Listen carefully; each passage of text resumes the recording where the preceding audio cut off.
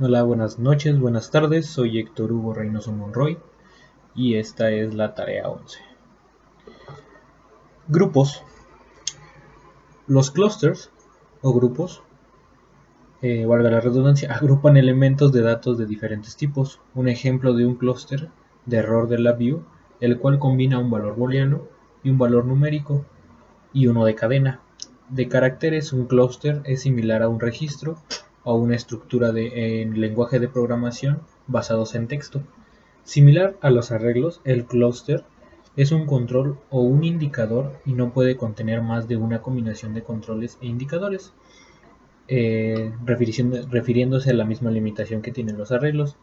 La diferencia entre los clústeres y los arreglos es que un clúster particular tiene un tamaño fijo y un arreglo puede variar en tamaño. Además, un clúster puede contener tipos de datos mixtos, pero un arreglo puede contener solo un tipo de dato con el que se va a manejar. Pues esto hace referencia más que nada a que en un arreglo podemos trabajar lo que viene siendo, también podemos trabajar strings, también podemos trabajar numéricos, sin embargo tendrían que ser arreglos diferentes.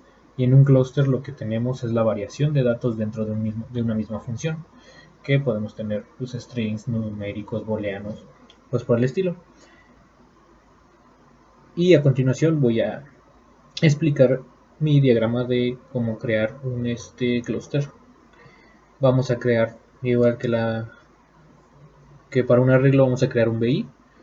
Vamos a realizar clic derecho en el panel flotar para mostrar la paleta de controles. Dentro de controles nos dirigimos al apartado de Mother. Dentro de esta se encontrarán las operaciones y elegimos un clúster. Arrastramos y colocamos en el panel,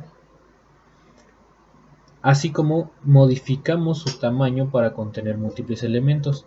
Dentro del clúster no vamos a tener lo que viene siendo una división por filas y columnas y filas, sino que simplemente va a ser un espacio en el cual vamos a poder meter diferentes tipos de datos.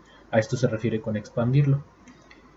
De regreso a la paleta de controles, seleccionamos un control numérico y soltamos dentro del clúster.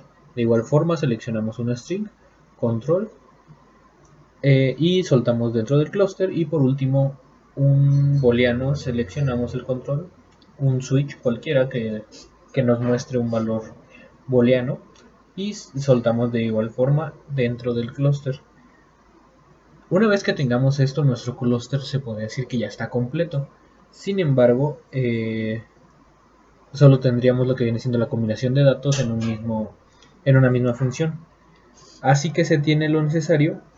Sin embargo, para que sea útil, se ocuparán las funciones bundle para poder dar orden o seleccionar la distribución de los datos del mismo. ¿A qué se refiere esto? Más que nada, cuando tenemos un clúster, pues tenemos diferentes tipos de datos y estas funciones nos ayudan a separarlos o a seleccionar. Si tenemos un bundle de entrada, podemos poner datos separados de booleanos, string y cosas por el estilo, y con el clúster seleccionar cuál va a salir o cuáles son las condiciones.